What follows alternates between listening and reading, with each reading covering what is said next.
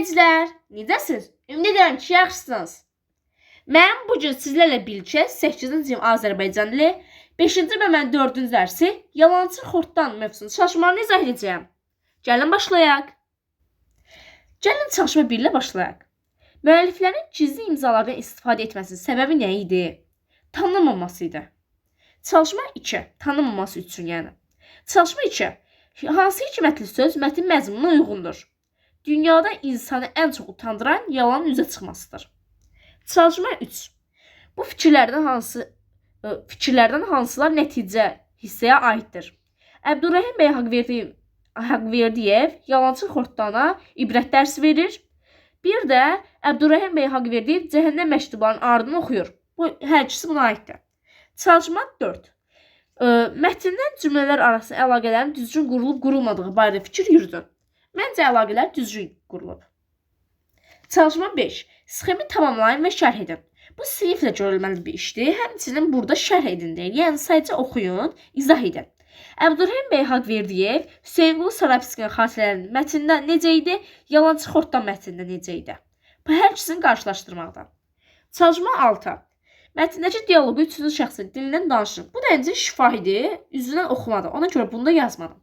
Çalışma, daha doğrusu indi 7-dir. Bir 6 ilə indi 7. Təəccüb sözünün sinonimini tapın. Təəccüb sözünün sinonimi heyrət deməkdir. Çalışma 8. Tünd şriftlə verilmiş sözlərin yerinə uyğun gələn elə söz tapın ki, cümlənin məzmununa xələl gəlməsin. Təngə gəlmək, bezmək. Mütaliə etmək, oxumaq. Xoşuna gəlmək, bəyənmək. Çırpışdıran olur, yəni oğurlayan olur, oğurlamaq. Çalışma 9. Deyir ki, fərqləndirilmiş sözlərin leksik mənalarını izah edin. Hərzə, mənasız söz.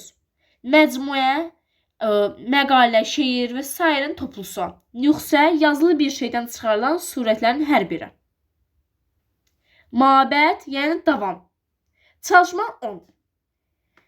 Deyir ki, ziyalı və dost sözlərinin dırnaq içərisinə verilməsi səbəbini aydınlaşdırın. Dırnaq içərisinə verilib. Çünki əsl dost və ya əsl ziyalı deyil. Ona görə dırnaq içərisinə verilib.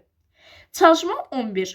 Mətndə fikrə münasibət bildirən sözlər seçib onların hansı məqsədlə işləndiğini deyin.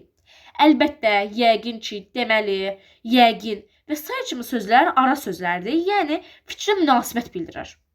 Çalışma 12. Aşağıdakı cümlələrdə münasibət bildirən sözləri müəyyənləşdirib durğu işarələrini bərpa edin. Modal sözlərlə durğu işarələrinin işləmə qaydasını yadınıza salmaq köməyinizə gələ bilər.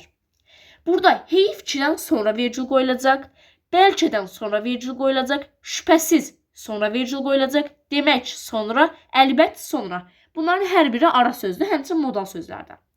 Çalışma 13. Deyir ki, aşağıdakı cümlələrdə xitablar və ara sözləri fərqləndirin. Özünüzlə nümunələr tapıb fikrinizi əsaslandırın. Bilirsən Vidadi sözün doğrusu olmaq istəmirəm vicdan oğrusu. Burada doğrusu olacaq ara söz. Vidadi də xitabdır, amma burada bizə ara sözlərdir. Dərsimiz ara sözlər deyə, doğrusu burada xitab, daha doğrusu ara sözlərdən.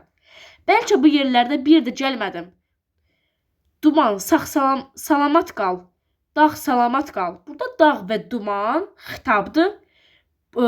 Bəlkə sözü isə burada ara sözdür.